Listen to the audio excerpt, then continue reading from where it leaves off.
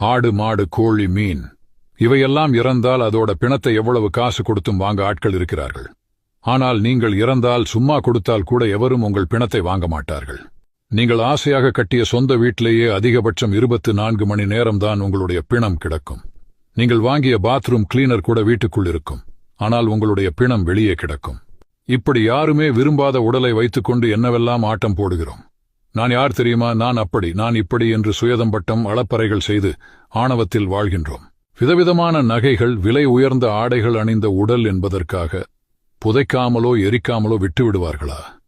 நட்சத்திர ஓட்டல்களில் விதவிதமான உணவுகளை சாப்பிட்டு வளர்த்த உடல் என்றால் மட்டும் வீட்டில் வைத்து பூட்டிக் கொள்வார்களா? உலக அழகியே ஆனாலும் அந்த உடலை விட்டு உயிர் போய்விட்டால் அது பிணம் என்றுதான் கூறுவார்கள். அதிகபட்சம் 24 மணி நேரத்தில் சொந்த வீட்டிலிருந்து வெளியே கிடத்தி விடுவார்கள். பெரிய பெரிய பிரபலங்கள் பயன்படுத்திய ஆடை உபகரணங்களை போட்டி போட்டு வாங்க ஆட்கள் உண்டு. ஆனால் அந்த பிரபலங்களின் பிணத்தை வாங்க எவர் உண்டு? இதைத்தான் பாம்பாட்டிச் சித்தர் இவ்வுடலானது அரைக்காசுக்கு ஆகாதென்று ஆடு பாம்பே என்று பாடியிருக்கிறார்.